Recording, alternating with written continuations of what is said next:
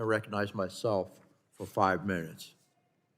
Chair Khan, we have been troubled by the redirection of FTC resources away from consumer protection, such as such as a focus on fraud and scams, to competition rulemakings, merger reviews, and suits that do not appear to be very successful. The statistics back this up. As FTC data shows, U.S. consumers have suffered billions of dollars in losses due to fraud. By your own numbers, Madam Chair, a staggering $8.8 billion in losses last year, which is 30%. It's a 30% increase over the previous year. The resources for your policy agenda are eating up valuable career staff time and energy that could otherwise be used on protecting consumers. The question is, why are you wasting away the resources we give you with new rulemakings, and will you instead commit to work with your colleagues, and hopefully your future Republican colleagues, to move away from your current direction of progressive legal theories and focus back on the fraud program at the FTC and bring down this sad statistic? So that's the first question, please. Chairman, addressing and taking on fraud remains a core part of the FTC's work. Since I joined the commission, we've brought over 60 law enforcement actions targeting scams and frauds across the economy, be it pyramid schemes, healthcare fraud, Made in USA fraud. This remains a core part of our work. As you know, given the setback that we received in the Supreme Court, it is much more difficult for us to return money back to consumers when they have been defrauded. Our staff has been working heroically to activate other authorities to make sure that we have hooks to get money back in people's pockets, but there's no doubt that that was a big setback in the courts. But we continue to focus on our frauds, addressing frauds and combating frauds, and this is going to continue to be part of our work. One change that we've also pursued. Well, thank you very much. Let me go ahead and move on, because you mentioned the 13B issue. We both believe there should be a fix to ensure that defrauded consumers should get money returned to them. Obviously, we both agree on that, and you had mentioned the Supreme Court case. After all, I led the only bipartisan effort in the committee process last Congress to provide FTC with the authority under 13B to seek monetary relief. I know you remember that. This effort, though, was ultimately rejected by the majority at the time, and the Rules Committee, surely at the behest of Speaker Pelosi.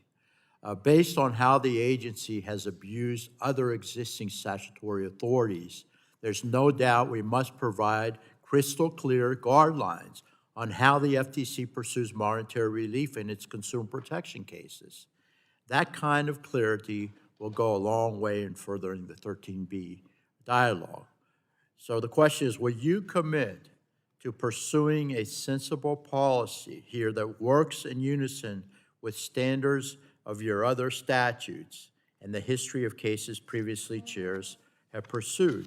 Yes or no, please? I would be thrilled to work with Congress to get a fix to 13B, and I know our staffs have been working with your teams. Okay. Will you commit to working with the Bureau of Economics to issue a monetary policy statement to shed more light on how the FTC calculates monetary relief and civil penalties in consumer protection matters? Yes or no, please? There's a set of legal considerations that we take into account. Can you please answer yes or no? We're happy to provide more information about how we go about making those calculations. This is anchored in law. We have to follow the law when we're making these calculations. Well, I want to work with you on this, but we've got to get it done. Will you commit to ensuring procedural due process with this policy and with all other enforcement actions your agency takes? Yes or no, please? Of course, due process is critical, and the FTC vigorously All right, let me follows due go ahead process. and ask you one more question since I have the time. Chair Khan, last year the Office of Inspector General conducted an audit of the FTC's unpaid consultant and expert program. Unfortunately, and I know you're aware of this and the entire commission is, unfortunately it found that there were limited controls in place to mitigate the risks involved in the program, and that these unpaid academics were doing essential government functions which should only be reserved for federal employees under law. I think you know that too. OIG put 3 significant recommendations in its report, all of which are still considered open. Why is that? And what are you doing to address the independent watchdog's concerns? Have you addressed this? Are you in the process of addressing this? Please, because we need an answer. Yes, Congressman, we've addressed all of the process improvements that the IG had identified. As you know, we followed longstanding government authorities to bring on outside experts to pursue critical work, including work relating to AI, work relating to children's privacy. These experts are a critical part of being able to make sure we have the technical expertise in key areas.